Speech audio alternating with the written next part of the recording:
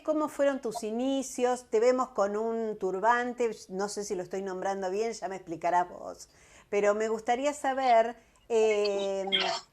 cómo fue tu camino, el inicio de tu camino. Bueno, Silvia, esto es algo que siempre le llama mucho la atención a la gente porque, como te dije, yo nací en Colombia. Lo que tú llamas que turbante es en realidad una forma representativa del el traje que visten los ajkij o ajkijat mayas. Eh, y como te estaba diciendo, yo nací en Colombia y en Colombia no existen los mayas. Así que, como siempre digo, esto fue un tema de esos vericuetos del destino que te van llevando de un lugar a otro y terminé siguiendo el camino de la tradición maya. En realidad yo me dedicaba a las finanzas, trabajaba como corredora de bolsa y también me desempeñé como trader en distintos bancos de la capital colombiana. Y después me casé, quedé embarazada y cuando nació mi hija Mariana, pues yo estaba en este caos del mundo bursátil, del mundo financiero y me viene esta disyuntiva que creo que fue tal vez la disyuntiva más importante a la que me enfrenté en mi vida y es que por un lado quería estar con ese pequeño ser que acababa de nacer, quería ser mamá y mi instinto materno me llamaba como de una forma muy potente y por el otro lado estaba lo que había construido a nivel profesional, a nivel económico, pero bueno, pudo más el amor de madre y renuncié a mi trabajo y me dediqué a estar con mi hija Mariana.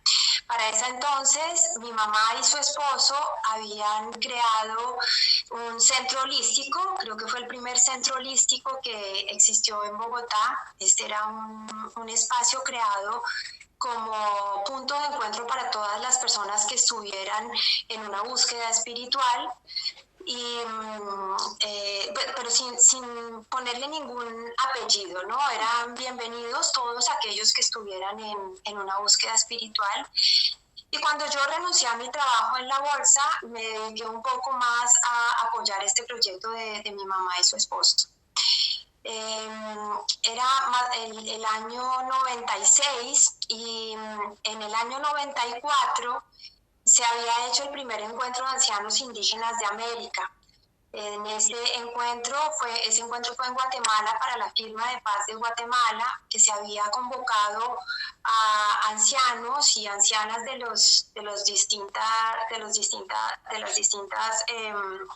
tradiciones, con el fin de incorporar creencias, de unificar y de encontrar un camino que nos llevara a prepararnos precisamente para estos tiempos, porque lo que se había visto es que en muchas tradiciones se estaba hablando de los famosos tiempos proféticos que necesitaban una preparación, un trabajo conjunto de los distintos abuelos en el mundo, ¿no? Entonces, en este primer encuentro, que fue creo que en el año 94, se planteó que era necesario hacer un segundo encuentro y se había planificado que ese segundo encuentro debía ser en la selva amazónica en Colombia. Así que los organizadores del encuentro no tenían una sede en Bogotá y pidieron que abriéramos el espacio de ese centro holístico para que se convirtiera en la sede que permitiera organizar ese encuentro. Ese encuentro se hizo y como se habían programado las cosas era que los abuelos de los distintos países y de las distintas naciones iban a llegar a la capital colombiana, a Bogotá, y de ahí se transportaban en avión a una ciudad en medio de la selva que se llama Araraquara, en donde se iba a realizar el encuentro. los ancianos mayas, que eran 33 abuelas y abuelos mayas, estaban acompañados por familiares, amigos, ayudantes. Eran un grupo de 65 personas. Y no es de extrañar, ahora te voy a decir por qué no es de extrañar, pero cuando iban de regreso, ya se había hecho el encuentro, tenían que tomar un vuelo de Araraquara a Bogotá y ahí hacer la conexión de regreso a Guatemala, que era a donde iban.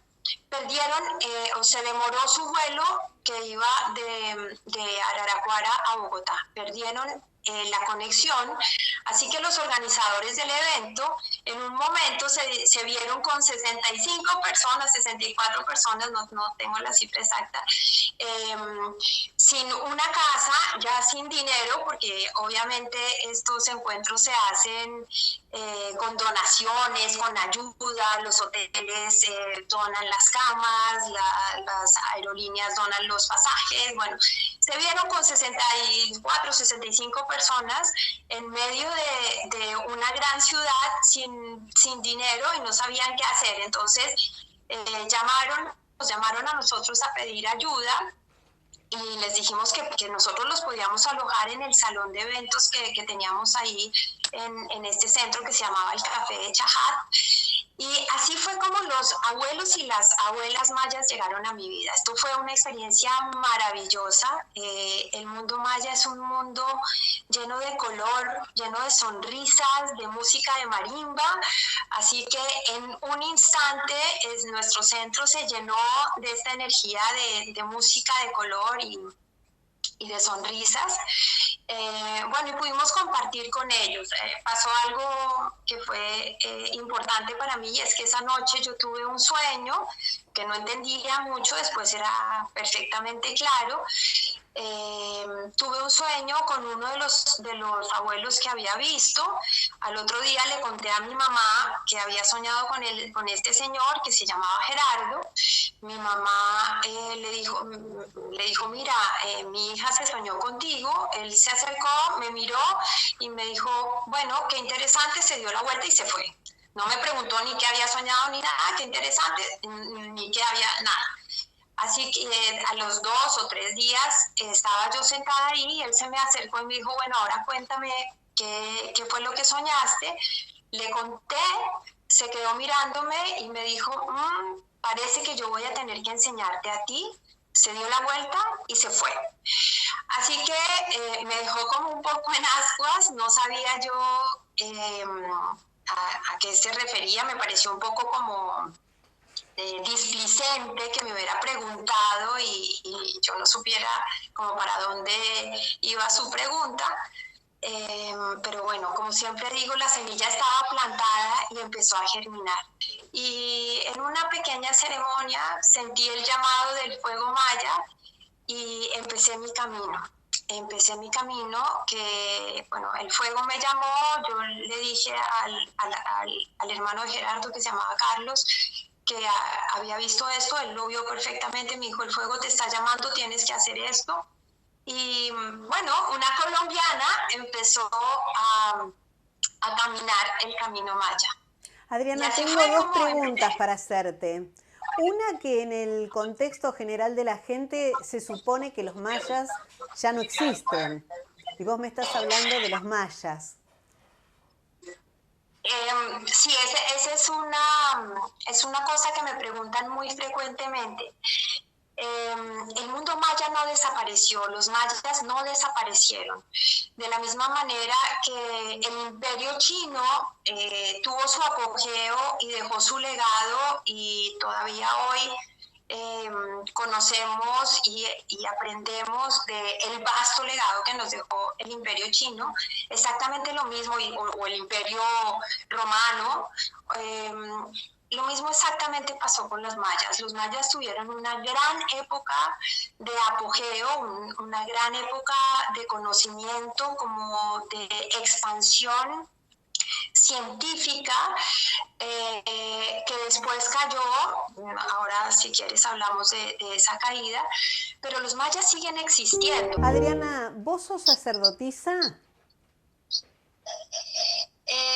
Bueno, no me gusta mucho la palabra sacerdotisa, pero soy una guía espiritual maya. Ujú. En maya, los guías espirituales recibimos el nombre de Ajtij, Ujú. que también es contador de los días o contador del tiempo.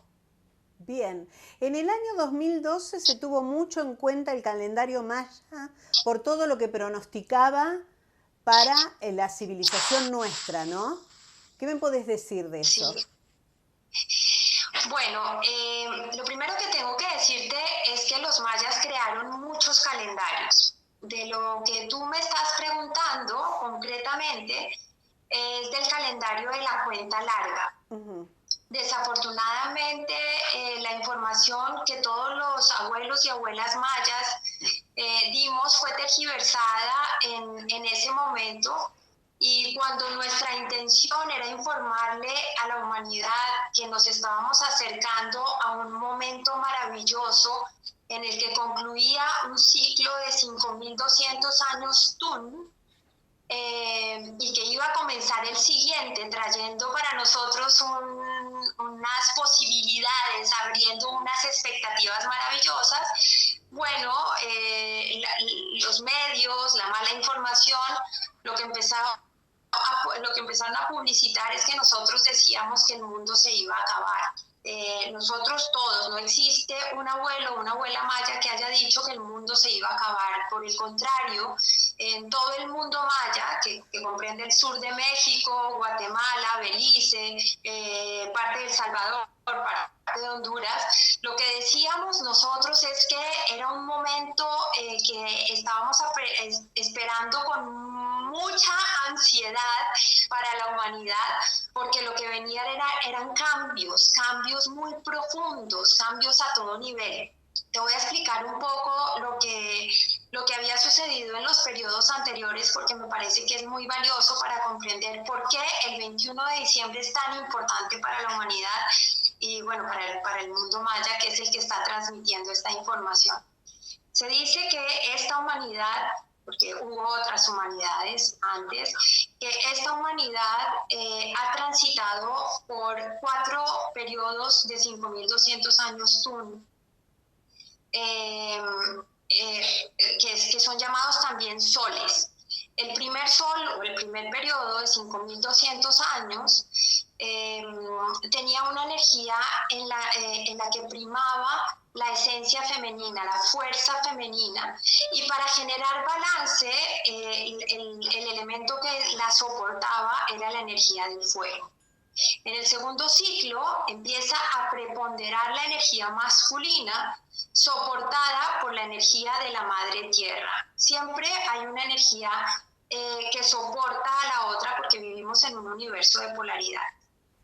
En el tercer periodo, nuevamente surge la energía femenina, soportada por el elemento aire, y en el cuarto y último periodo que nosotros alcanzamos a vivir, todos los que estábamos vivos antes del 20 de diciembre de 2012, había una energía masculina, nuevamente como energía preponderante, sustentada por el elemento agua.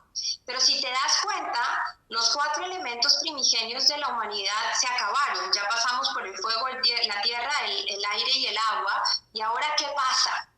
Entonces, a partir del 21 de diciembre del 2012, se espera que el elemento que rija a la humanidad sea el quinto elemento, que es conocido como el éter. ¿Qué significa? ¿Qué significa que el elemento que rige a partir del 21 de diciembre del 2012 a la humanidad sea el éter? Que nuestra energía, por fin, deja de necesitar aprender de la tercera dimensión, de estar contenida dentro de la madre tierra, y empieza a conectarse con fuerzas más sutiles, con fuerzas espaciales, con fuerzas universales, con fuerzas más etéreas. Lo más denso ya debe quedar atrás, y como humanidad nos debemos preparar para empezar a conectarnos con lo más sutil. Ahora, ¿qué pasa con esto del intercambio entre la energía femenina, masculina, femenina, masculina? Pues lo que los abuelos dicen por tradición oral, lo que se espera es que por fin la humanidad aprenda a convivir con la complementariedad entre el femenino y el masculino. Entonces, el 21 de diciembre del 2012 era esperado con mucha ansiedad, aun cuando todos sabíamos que debíamos pasar por un periodo de caos que por los registros de los abuelos se sabía, para que la humanidad pueda empezar a vibrar en una forma más sutil, diferente, para que los cambios que tanto hemos estado esperando se den. No hablamos jamás de un fin del mundo, hablamos de un fin de una era de 5.200 años. Adriana, este caos que vos planteás para que se genere esta nueva era del éter, ¿es el que estamos viviendo?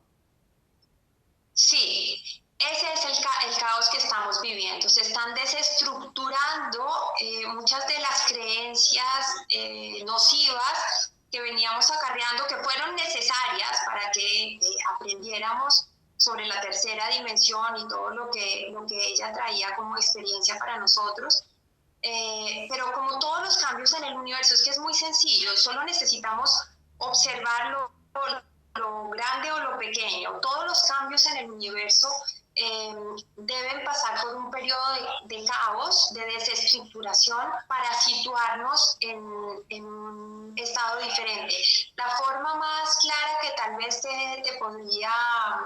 a la que me podría referir es al nacimiento de un bebé, ¿sí? El bebé está dentro del útero materno en un estado que para él es perfecto, pero el bebé cree que ese es un estado eterno, que eso no va a cambiar. Él no tiene ninguna información de que en algún momento ese mundo que lo está protegiendo va a comenzar a expulsarlo. Y por eso tiene que pasar por el momento del parto, que es el momento de caos, para que pueda cambiar de estado, para que pueda entrar a un estado diferente, que es el que su alma ha elegido para que pueda cumplir con su propósito vital.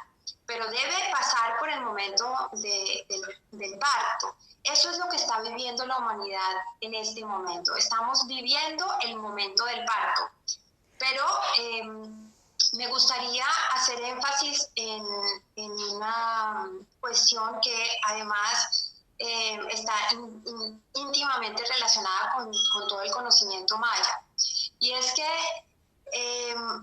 todos los seres que estamos en este momento en nuestro planeta, todos los que estamos vivos, elegimos estar aquí en este momento. Elegimos hacer parte de ese cambio.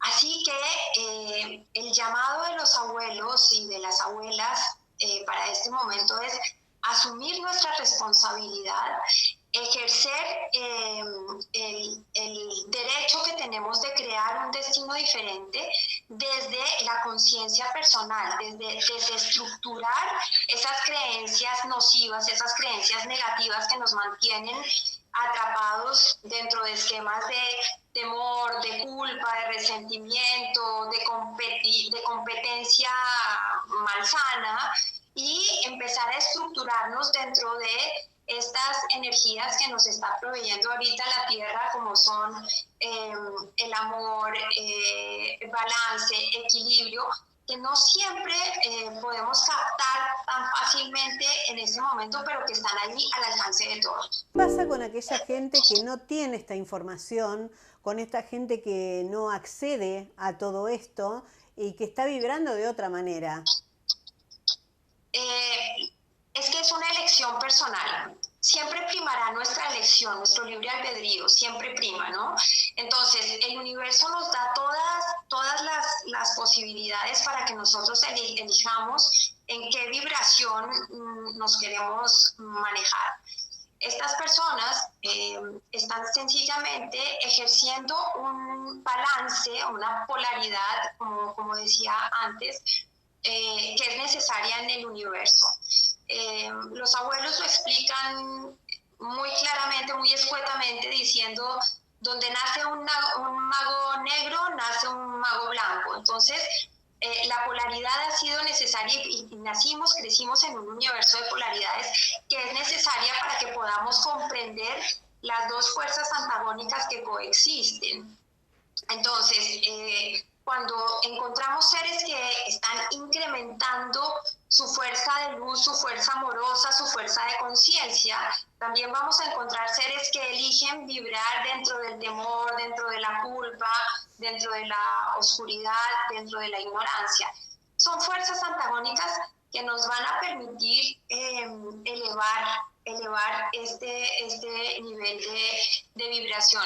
El tema, y que es lo más importante, es qué elegimos cada uno de nosotros, porque lo que dicen los abuelos es que llegará un punto en que esta parte de polaridad no sea necesaria vivirla desde el temor y la angustia, y la ira y la violencia, sino que podamos vivir la polaridad simplemente con una energía positiva y una energía negativa que no se manifieste en la agresión o en la culpa, como lo hemos interiorizado tan fuertemente, ¿no? Adriana, recién dijiste, nace un mago blanco, nace un mago negro. ¿Qué es un mago? Un mago es aquel ser que ha logrado hacer conciencia de todos los dones internos que cualquier ser humano tiene.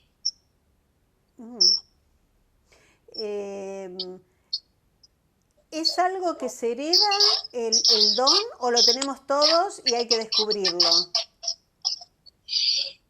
Todos los seres humanos nacemos con muchas capacidades, con distintas capacidades, pero tenemos muchos dones ocultos. Hay un calendario, te voy a hablar un poco de un calendario que es muy importante, que es el calendario sagrado, para poderte explicar cuáles son las diferencias entre los seres humanos y cuáles son las habilidades que tenemos. Pero digamos que para adelantarte y ajustarme a tu pregunta, te puedo decir que todos nosotros somos diferentes, que todos nosotros tenemos distintas habilidades que pueden manifestarse de manera diferente, pero cuando nosotros despertamos esas habilidades, y cuando estoy hablando de esas habilidades estoy hablando de dones ocultos, cuando las despertamos, tenemos la capacidad de manifestar la magia que hay dentro de nosotros. Es decir, cuando rompemos con estas estructuras que nos atan dentro de un sistema que en realidad es un sistema perverso, que lo que busca es mantenernos alejados de la posibilidad de despertar esos dones, y cuando nosotros lo rompemos, cuando salimos de esa cáscara que nos mantiene atrapados, de la cotidianidad, de la competencia desmedida, del creer que la vida es solo correr y correr para tener, y cuando en realidad esto lo que nos genera es un gran vacío, cuando rompemos esto y empezamos a conectarnos con la esencia de lo que nos rodea, con la esencia de lo que llevamos dentro, con estos poderes que se manifiestan, ahí nos volvemos magos.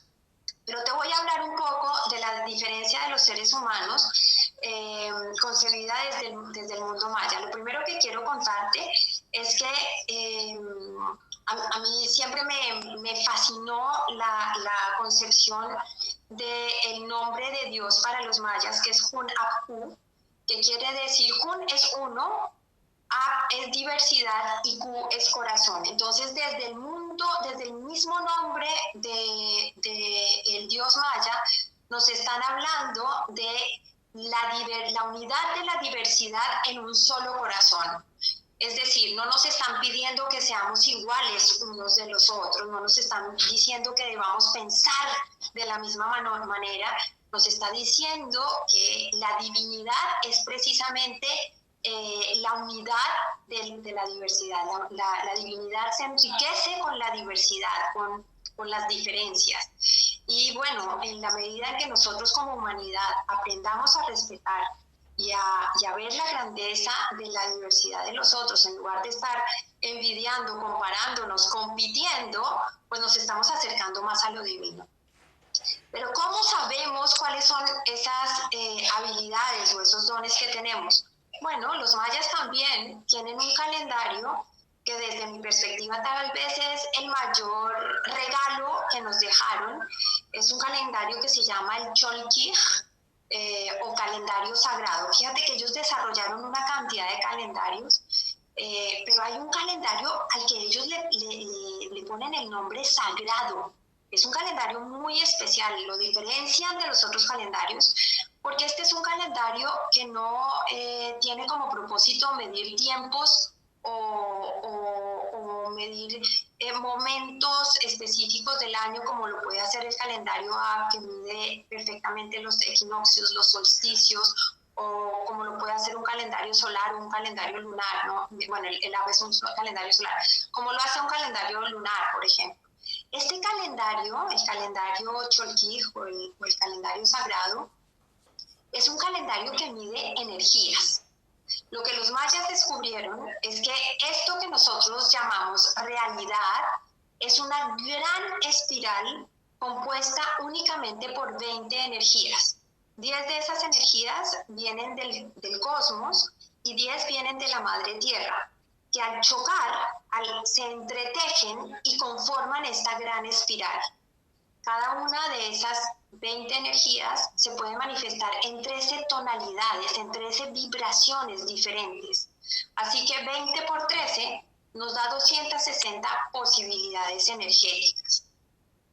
Lo que dicen los abuelos y las abuelas mayas es que cuando nosotros elegimos entrar a este plano de vibración, cuando nuestra alma requiere entrar a este plano de vibración, necesita elegir una de esas 260 posibilidades energéticas, una de esas 260 posibilidades energéticas. Y como todos sabemos, nosotros somos energía. Las energías se atraen o se separan de acuerdo a sus vibraciones. Entonces, el alma, cuando nosotros nacemos, necesita encontrar una vibración que sea perfectamente armónica con el proceso evolutivo que lleva desde las otras encarnaciones. Cuando nosotros, porque en el mundo maya creemos en la reencarnación.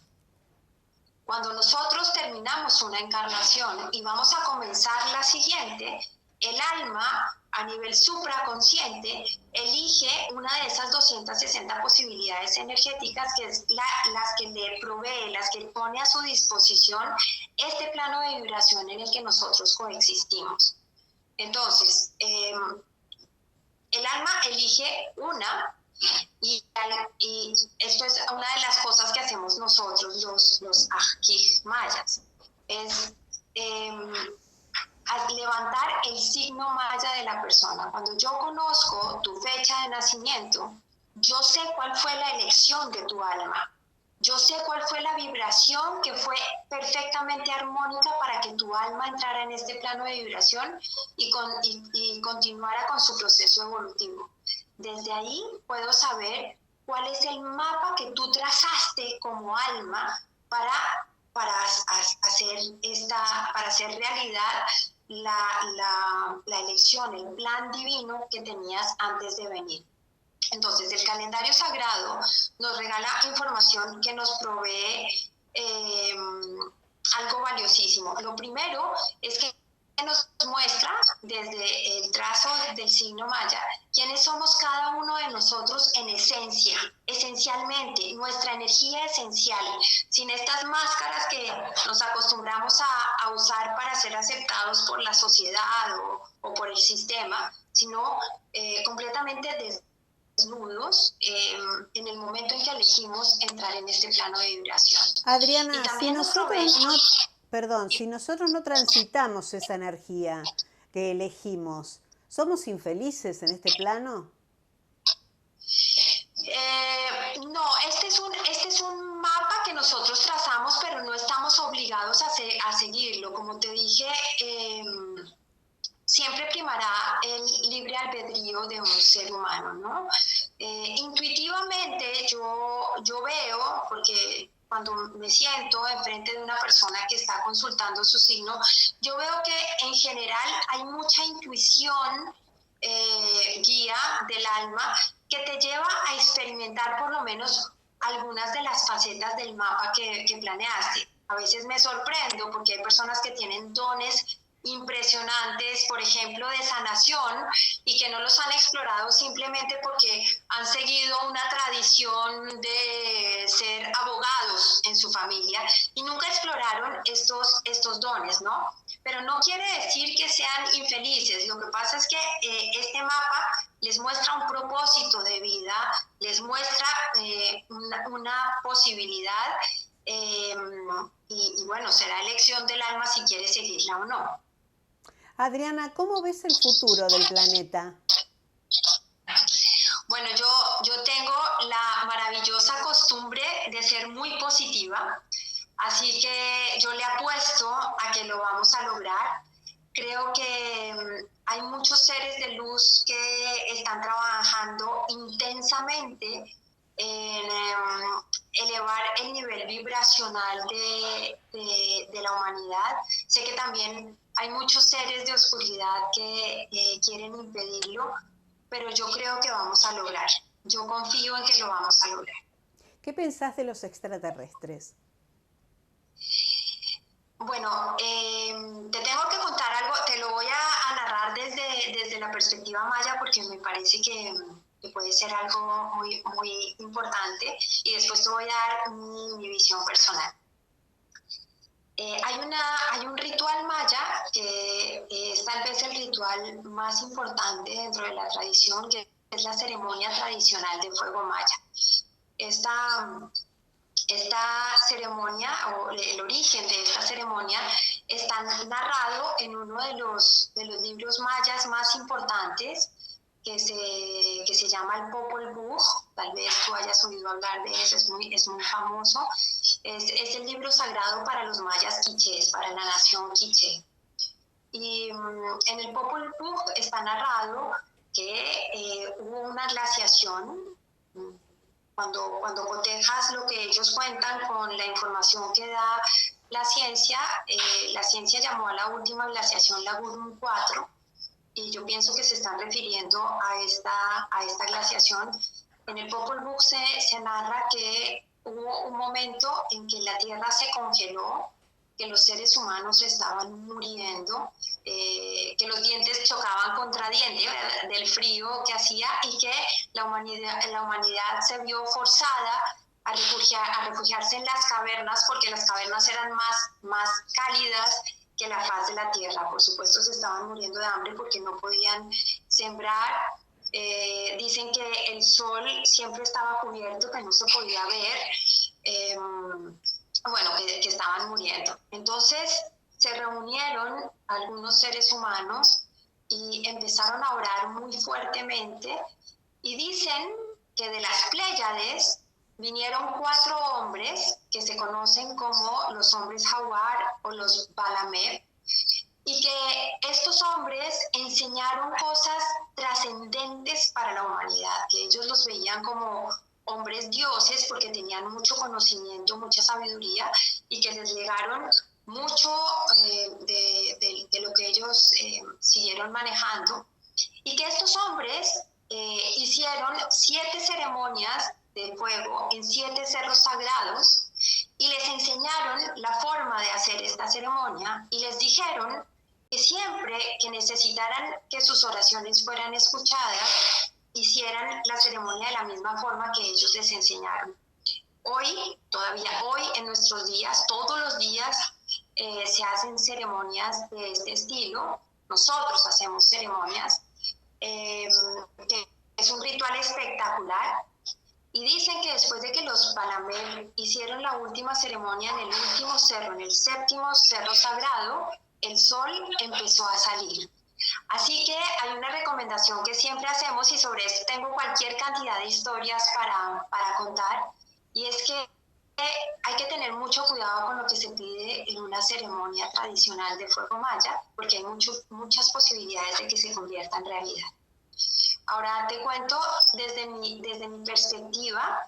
Creo en los extraterrestres, no he tenido un encuentro con ellos, pero creo que el universo es maravilloso, extensísimo, y considero que hay todo tipo de vidas diferentes, aun cuando pensamos que no hay vida en algunos lugares que se han podido explorar. Creo que no necesariamente hay vida como la conocemos, pero puede haber muchas manifestaciones de vida. Creo en la Adriana, expansión. ¿qué explicación tiene?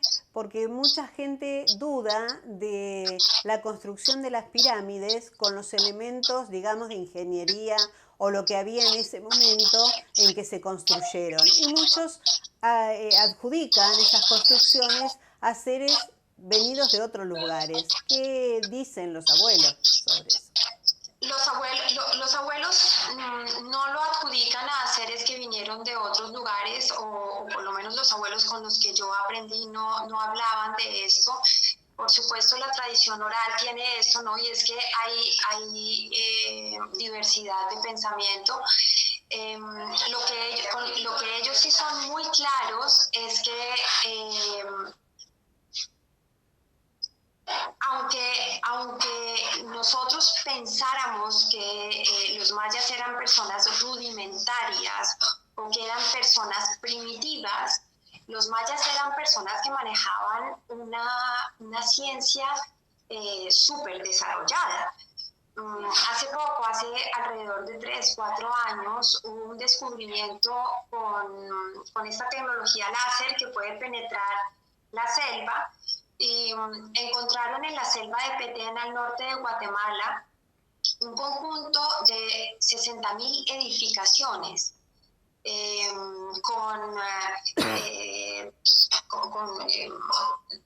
vías aéreas, con alcantarillado, con construcciones elevadas, con pirámides grandísimas, las pirámides siempre construidas en relación a las estrellas.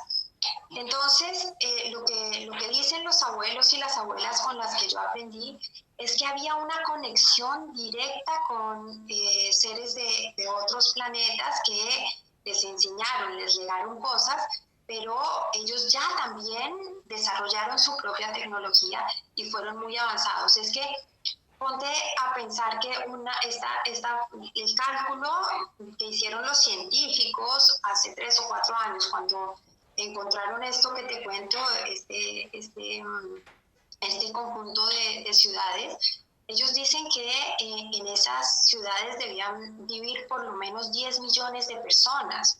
Cuando piensas en eso, te desestructura la imagen que tienes de tal vez un grupo pequeño de mayas jugando a la pelota, medio desnudos y bastante primitivos.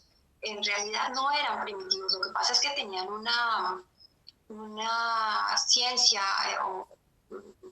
distinta de la que nosotros conocemos. Pronto no manejaban celulares, pero manejaban otro tipo de cosas, o no habían desarrollado el fax, pero tenían otro tipo de cosas. Eran grandes astrónomos.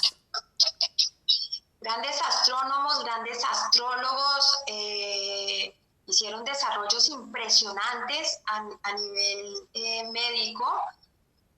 Hacían trepanaciones de cráneo, podían hacer cirugías de cráneo, y se han encontrado trepanaciones perfectas de cráneo para liberar un tumor, por ejemplo, en el cerebro.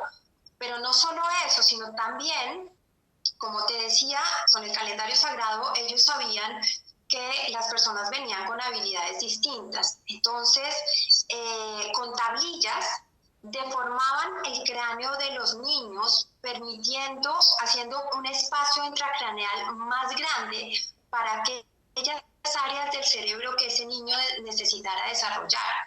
Entonces, si iba a ser un visionario, deformaban un poco el cráneo del niño para permitir que toda la parte de la visión se desarrollara. Hay algo que tenemos que entender. Los mayas eran, o han sido, digamos, como muy precisos, o sea, han logrado mezclar magistralmente toda la parte científica como con la parte mística. La energía para ellos era esencial, por eso es que el calendario que maneja las energías, el calendario que nos da la información de qué energía trae cada día para nosotros y qué energía personal tenemos nosotros, es el calendario sagrado. Adriana, ¿por Entonces, qué se pierde todo ese conocimiento? dime. ¿Por qué se pierde todo ese conocimiento? No, este conocimiento no se pierde, Silvia. Este conocimiento está totalmente vigente. Está vivo en los abuelos y las abuelas mayas, en la tradición oral. Lo que pasa es que tenemos que pensar que en un momento este mundo fue invadido con la mal llamada época de la conquista. Los abuelos siempre se ríen y dicen, esto no fue conquista, esto fue invasión, esto fue muerte, porque ellos dicen claro, hay que pensar que ellos también tuvieron que aprender las palabras en español. Entonces, conquista se supone que es cuando tú seduces a otro ser humano, pero aquí no hubo ningún tipo de seducción, hubo engaño, muerte, aniquilamiento. Entonces, el conocimiento se resguardó y ellos tuvieron que utilizar una cantidad de estrategias para poderlo mantener cuando fueron bombardeados con dejar sus idiomas, con que dejaran sus tradiciones, sus cultos, todo se consideraba satánico. El inquisidor Diego de Landa, nada más, solo él, el inquisidor Diego de Landa, se dice que en una oportunidad mantuvo encendido un fuego por 2 semanas con códices mayas, destruyendo códices mayas. Imagínate la pérdida a nivel cultural, a nivel científico, que hubo en ese momento, destruyendo y manteniendo un fuego gigante con códices mayas por 2 o 3 semanas, no A sé eso me refería, porque si hubiésemos podido mantener todo esto que los mayas tenían, sería otro nuestro mundo, realmente. Por supuesto, yo siempre digo que esto es equiparable con la Biblioteca de Alejandría, no sé, es que cuando quieres acabar con el conocimiento, destruyes y bueno, se pierde, ¿no? Se pierden algunas cosas, pero lo que para mí es muy importante es que los oyentes sepan que hay mucho de este conocimiento que está vivo y que es totalmente vigente.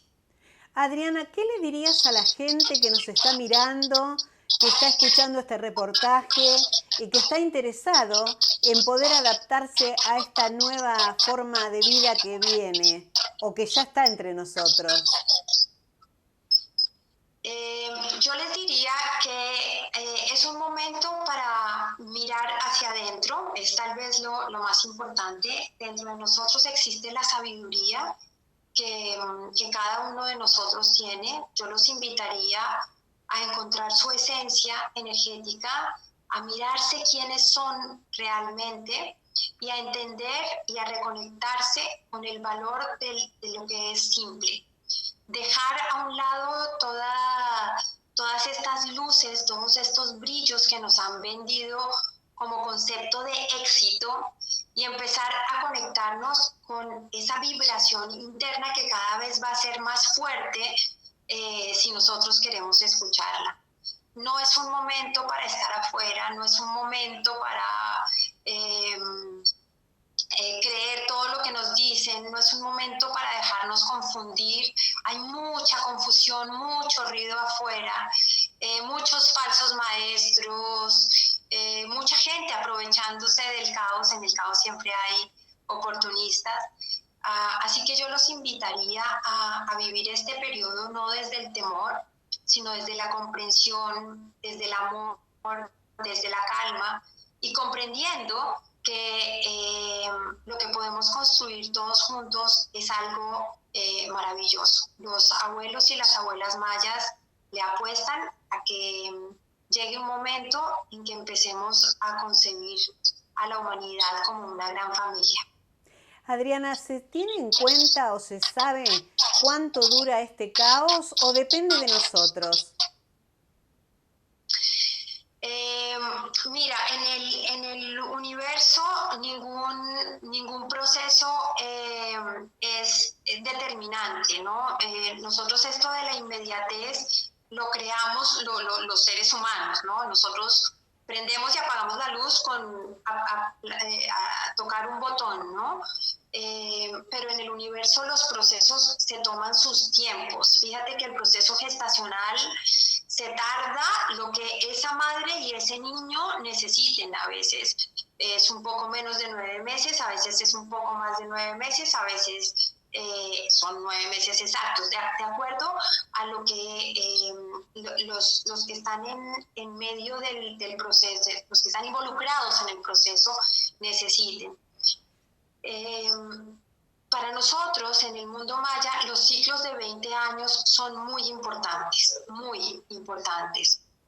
Así que nosotros estamos esperando que este proceso de caos sea de los 20 años contados a partir del 2012 y que para el siguiente periodo de 20 años las cosas empiecen a aflojar, a tomar su rumbo.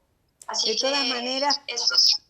de todas maneras, digo, para transitar este caos tenemos que volcarnos hacia adentro, dejarnos llevar por la intuición, por el amor, por la paz, y eso nos va a hacer Sí, transitarlo de una mejor manera. claro, porque lo que te decía en un momento, no es solo sentarnos a esperar y a vibrar en amor y a meditar, no, es hacer conciencia de que nosotros estamos haciendo parte del cambio.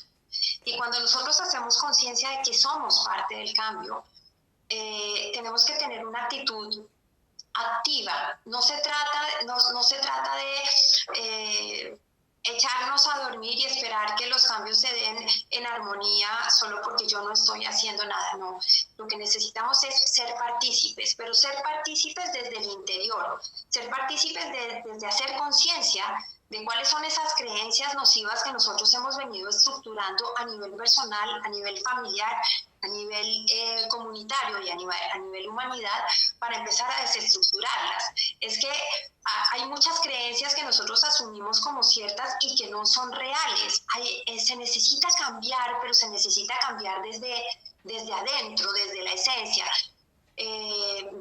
A mí me parece muy importante las revoluciones, está bien, las revoluciones han generado cambios, pero este no es un momento en el que estemos llamados a la revolución exterior. Puede generar cambios, no digo que no, pero pienso que este es un momento de reevolución Ujú. interior. ¿Sí? Y a través de esa reevolución interior, que por supuesto no es fácil, porque además nos da miedo mirar hacia adentro, nos da miedo confrontarnos, nos da miedo implementar los cambios que son necesarios. Y nos hemos acostumbrado a vivir de cierta forma. Yo no sé si aquí existe ese dicho, pero en Colombia nosotros decimos que a veces las personas prefieren más vale malo conocido que bueno por conocer. Nos ajustamos y nos adaptamos, aunque estemos sufriendo, aunque no nos estemos sintiendo bien, pero este es un mundito chiquito que ya conozco, sufro dentro del mundo chiquito que ya conozco, sufro dentro de una relación de pareja que es nociva, tóxica, pero ya la conozco, sufro dentro de un trabajo que no me hace feliz, pero ya lo conozco, y no me lanzo a implementar los cambios que me puedan llevar a experimentar de pronto mundos completamente distintos y maravillosos, simplemente porque estoy atrapada dentro de lo que ya conozco. Entonces, bueno, ¿quieres estar dentro de lo que ya conoces? Mira lo que ya conoces y empieza a generar los cambios que tú consideres que son importantes de generar. Yo siempre digo que lo más importante es que nosotros nos hagamos responsables y entendamos que nosotros somos creadores, co-creadores de nuestro destino. No se trata de esperar que los cambios vengan porque cambien los políticos o porque cambien los dirigentes o porque cambie mi jefe o porque cambie mi pareja. Los cambios los tengo que generar yo. Cuando miro al interior y soy totalmente honesta conmigo y digo que me gusta y que no me gusta, que quiero mantener en mi vida y que quiero que se aleje de mi vida. Ahí es cuando yo estoy teniendo una actitud activa ante el cambio, comenzando por mí. Una vez que yo cambio, puedo empezar a expandir ese cambio hacia los demás. Adriana, te agradezco muchísimo este contacto. Me encantó haberte conocido. Agradecemos a Ricardo Zanussi, que fue el nexo que nos presentó. Y bueno, ojalá alguna vez, cuando pase todo este no estar cerca, nos podamos conocer personalmente. Te mando un beso grande y Muchas muchísimas gracias. gracias. Muchas gracias, Silvia. Muchas gracias, Carlos. Desde acá va volando un abrazo enorme para ustedes, por ahora virtual, pero ya va a llegar el momento en que nos lo demos físicamente.